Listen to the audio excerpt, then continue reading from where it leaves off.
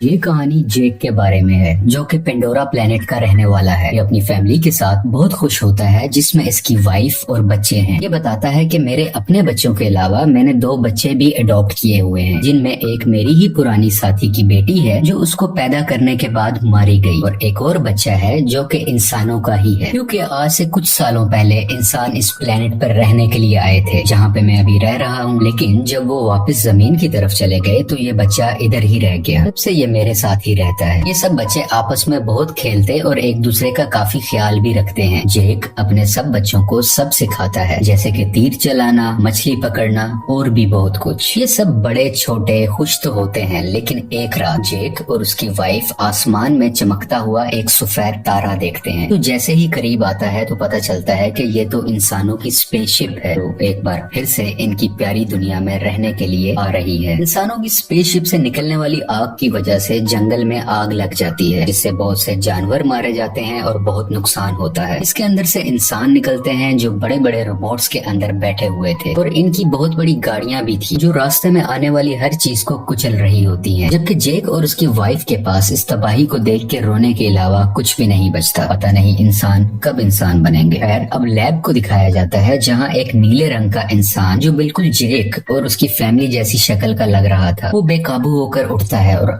आसपास के लोगों को मारने लगता है। उसको उसके साथी कंट्रोल करते हुए बताते हैं कि आप हमारे कॉलोनल हैं, यानी कर्नल हैं, और आप इंसान ही हैं। हमने आपके मरने के बाद आपको मॉडर्न टेक्नोलॉजी की मदद से ऐसी बॉडी दे दी है जिस वजह से आप इस प्लेनेट में जिंदा रह सकेंगे। आप दिखने में इस प्लेनेट के लोगों जैसे ही लगेंगे, तो आपको फिक्र करने की कोई जरूरत नहीं है। इसी तरह बहुत से इंसानों को ऐसी बॉडी दे दी जाती है जो कि हम इन कर्नल के आसपास खड़े लोगों में देख भी सकते हैं। दूसरी तरफ जेक और उसके साथी इंसानों को रोकने के लिए उनकी ट्रेन को तबाह कर देते हैं, जिसमें उनके हथियार और खाने का सामान जा रहा था। ये लोग खुद उड़ने वाले क्रिएचर्स पर थे और इंसानों के हेलीकॉप्टर्स को भी तबाह करने के बाद उनका सामान लूट लेते हैं। जब कर्नल को इस होने वाले नुकसान का पता चलता है तो वो जेक को मारने का प्लान करता है, क्योंकि जेक ही है जो नावी लोगों का लीडर है। बेसिकली जेक और उस जैसे दिखने वाले लोगों को नावी कहा जाता है। ये सभी वो लोग हैं जो जंगलों में रहते हैं और इन्हीं ने ट्रेन पर अटैक भी किया था। लेकिन कर्नल की सीनियर ऑफिसर उसको बताती है कि हमने जब भी जेक के जंगल में अपने जहाज भेजे तो उनके उड़ने वाले क्रिएचर्स ने हमेशा उनको तबाह किया। अब तुम ही हमारी उम्मीद हो जो कुछ कर सकते हो। तो कर्नल जंगल में अपने कुछ साथियों के साथ पैदल जाता है जहाँ पर जेक के बच्चे खेल रहे थे। वो अपनी तरफ इंसानों को आता देखकर अपने फादर को बताते हैं, लेकिन उसी वक्त इंसान उनको पकड़ लेते हैं। कुछ ही देर में जेक की वाइफ वहाँ पर पहुंचकर एक इंसान के सर से तीर आर पार कर देती है। दोनों में लड़ाई शुरू हो जाती है। जेक की वाइफ अपनी बाकी बच्चों को तो बचा लेती है, लेकिन कर्नल उसके उस बेटे को उठा के अपने साथ ले जाता है जो इंसानी शक्ल वाला बच्चा था, जिसको इन्होंने अडॉप्ट भी किया हुआ था। जेक की वाइफ अपने बच्चे को लेके परेशान ही थी कि जेक कहता है कि हमें इस जंगल को छोड़कर जाना होगा, क्योंकि मैं यहाँ का लीडर हूँ और वो कर्नल मेरे पीछे है। क्योंकि जब पहले इंसान यहाँ आए थे तब मैंने ही कर्नल को मारा था। क्योंकि वो नीले जिस या एवाटार में जिंदा होकर दोबारा आया है तो वो मुझे मारना चाहता है। अगर मैं, तुम और हमारी मुकम्मल फैमिली यहाँ से चली गई तो हम अपने कबीले के बाकी लोगों की जान बचा सकेंगे, क्योंकि हमारा पकड़े जाने वाला बच्चा जल्द ही हमारी लोकेशन बता देगा कि हम कहाँ रहते हैं और इंसान यहाँ तक पहुँच जाएंगे। जेक की वाइफ जाना तो नहीं चाहती, लेकिन आखिरकार मान जाती है। जबकि दूसरी तरफ इंसान जेक के बच्चे पर जुल्म कर कर उसके घर का पता पूछ रहे होते हैं, लेकिन वो हिम्मत करता है और कुछ भी नहीं बोलता। तभी कर्नल आकर उनको रोकते हैं और कहते हैं कि ये इंसान है तो इसे हम इंसानों की तरह बात करेंगे। ये उसकी तरफ दोस्ती का हाथ बढ़ाकर बताता है कि मैं तुम्हारा असली फादर हूँ, और आखिरी बार जब मैं दुनिया में आया था तो मैं जानबूझकर तुम्हें यहाँ छोड़ के गया था, क्योंकि मैं साथ तुम्हें लेकर नहीं जाना चाहता था। लेकिन अब मुझे एहसास है और मैं तुम्हें अपने साथ वापस लेकर जाऊंगा। जिस पर वो मासूम बच्चा मान जाता है कि ठीक है, मैं आपको जगह दिखा दूंगा। जबकि दूसरी तरफ जेक और उसकी फैमिली अपनी कबीले को छोड़कर अपने उड़ने वाले क्रिएचर्स पर बैठ के यहाँ से बहुत दूर चले जाते हैं, कम से कम कहीं रहने को नया ठिकाना मिले और वो वहाँ पे रह सके।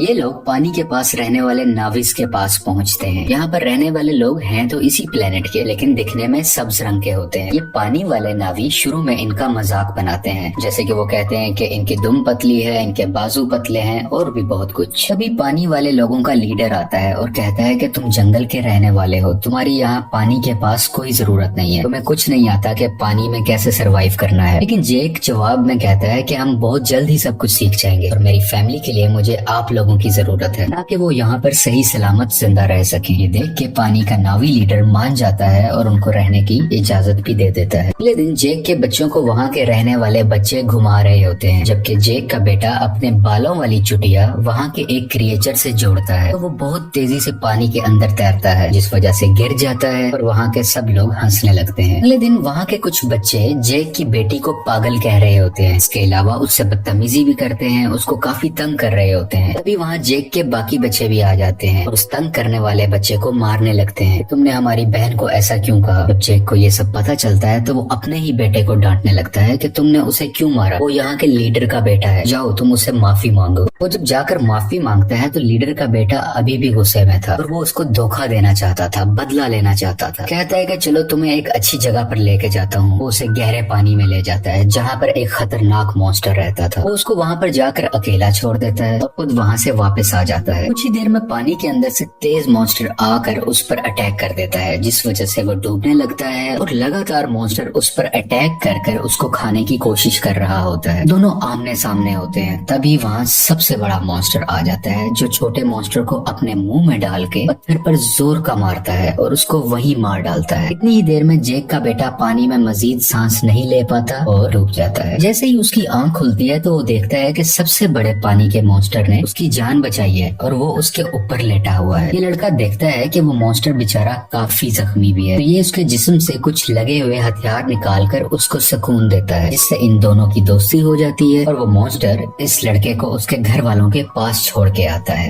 जब सब्ज कबीले वाले नावी लीडर को ये पता चलता है कि उसके अपने बेटे ने ही जानबूझ के हमारे मेहमान को मॉन्स्टर के पास मरने के लिए छोड़ा, तो वो उसको सजा देने लगता है। लेकिन जेक का बेटा कहता है कि आपके बेटे की कोई गलती नहीं है, ये मेरा आइडिया था गहरे पानी में जाने का, मैंने ही कहा था कि हम वहाँ चलते हैं। इसे देख के लीडर के बेटे को शर्मिंदगी होती है कि इसने मुझे बचा लिया, कि मैंने गलत किया था, मैं तो उसको मारना चाहता था। इसी चीज को देखते हुए वो अब दिल से इनका अच्छा दोस्त बन जाता है। जेक का वही बेटा सबको बताता है कि बड़े मॉन्स्टर ने मेरी जान बचाई, और सब दोस्त उसका मजाक बनाने लगते हैं और कोई भी उसका यकीन नहीं करता। अगले दिन ये दोबारा उसी बड़े मॉन्स्टर के पास जाता है और जाके बहुत ज्यादा एंजॉय करता है। वो दोनों आपस में बहुत खेलते हैं, जबकि कर्नल जेक की तलाश में अब तक फिर रहा था। तभी उसको इन्फॉर्मेशन मिलती है कि जेक अपनी फैमिली के साथ कहाँ कहाँ जा सकता है, लेकिन अभी भी एग्जैक्ट इन्फॉर्मेशन नहीं थी, इसलिए मजीद ढूंढना पड़ रहा था। कर्नल ने वहाँ के उड़ने वाले कुछ क्रिएचर्स पर अपना कंट्रोल भी कर लिया था, जैसे कि वहाँ के रहने वाले लोकल नावी लोग उन क्रिएचर्स को इस्तेमाल किया करते थे। सब इंसान जेक को ढूंढने के लिए निकल पड़ते हैं और एक जजीरे यानी आइलैंड पर पहुंचते हैं, जहाँ के लोग कहते हैं कि हमने कभी नहीं देखा जिसकी तस्वीर तुम हमें दिखा रहे हो। कर्नल को इन सब की बातें झूठ लग रही होती हैं, तो वो इन लोगों के एक क्रिएचर को मरवा डालता है। कर्नल का बेटा उसे समझाता है कि ये लोग कुछ नहीं जानते, ये सिर्फ मछलियाँ पकड़ते हैं, इन्हें छोड़ दो, ये कुछ नहीं जानते। तो कर्नल भी अपने बच्चे की बात मान लेता है, लेकिन जालिम इंसान फिर भी जाते हुए वहाँ आग लगवा कर उनके रहने की जगह को जलवा देता है। इस तरह और भी जगहों पर जाकर बहुत से मासूम नावी लोगों को मारने लगता है। सबसे बहुत कुछ पूछता है, लेकिन इस वक्त तक उसको जेक का पता नहीं चलता कि वो कहाँ पर गया।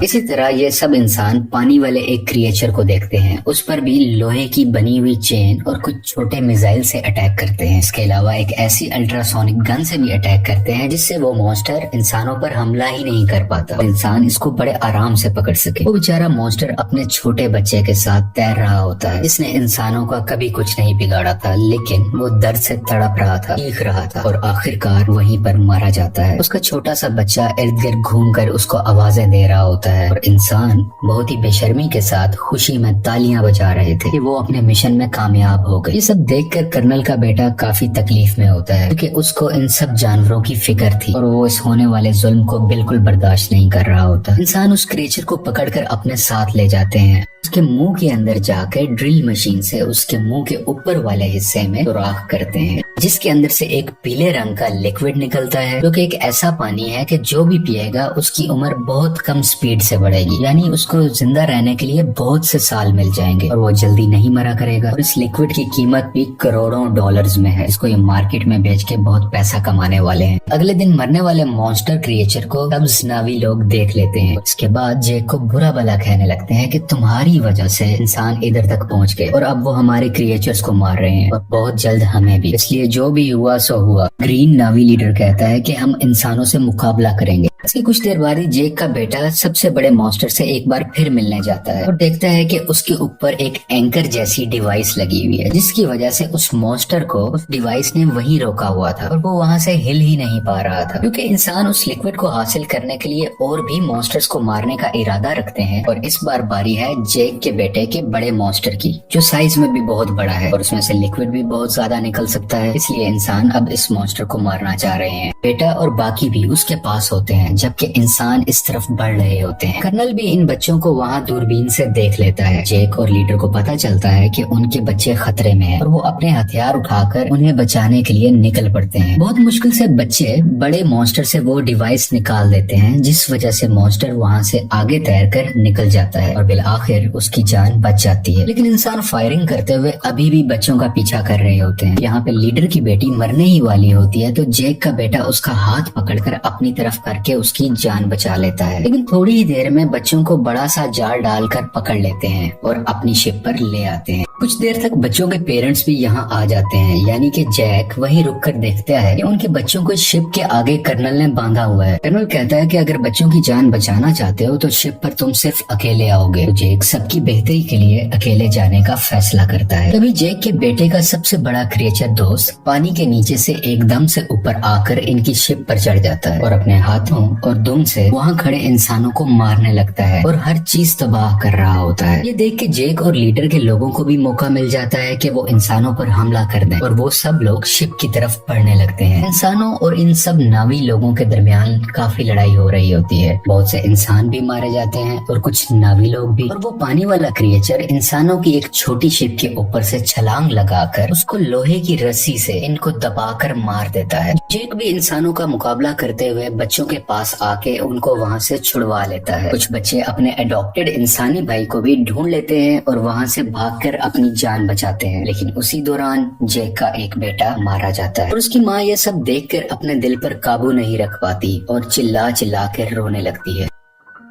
जेक के दो बच्चे फिर से कर्नल ने पकड़ लिए होते हैं और वो लोग इंतजार कर रहे होते हैं कि जेक इनको बचाने आएगा और इसी मौके को देखते हुए हम उसे मार डालेंगे। जेक वहाँ बड़ी खामोशी से आकर धमाका करता है, जिससे हर तरफ आग ही आग हो जाती है। बहुत से इंसान भी मारे जाते हैं। उसकी वाइफ भी बहुत से इंसानों को अपने तीर से हमेशा के लिए खत्म कर देती है और एक इंसान को गुस्से वाली आंखें दिखाते हुए मार डालती है, क्योंकि अभी अभी उसने अपना बेटा खोया था। उसकी आंखों में दर्द था। मौका देखते हुए कर्नल जेक की बेटी की गर्दन पर चाकू रख के उन सबको हथियार डालने का कहता है। लेकिन उसी दौरान जेक की वाइफ वहाँ आकर कर्नल के ही बेटे की गर्दन पर चाकू रख देती है, जिसको देखते हुए कर्नल को उसकी बेटी को छोड़ना पड़ जाता है। फाइनली कर्नल और जेक की आपस में हैंड टू हैंड लड़ाई होती है। इसमें बहुत मुश्किलों के बाद जेक कर्नल का गला अपने हाथों में दबाकर उसे मार देता है और आखिरकार ये जालिम कर्नल पानी में डूबने लगता है। लेकिन कर्नल का बेटा उसे डूबने से बचाकर पानी के ऊपर ले आता है, क्योंकि कर्नल ने उसकी जान जो बचाई थी जब जेक की वाइफ ने उस पर चाकू रखा हुआ था। जब कर्नल कहता है कि बेटा मेरे साथ आओ, तो वो उस पर गुस्सा कर अपनी फैमिली के पास चला जाता है, यानी कि जेक के पास। और इसको देखकर जेक की फैमिली भी बहुत खुश होती है और उसको पहले की तरह ही प्यार करती है।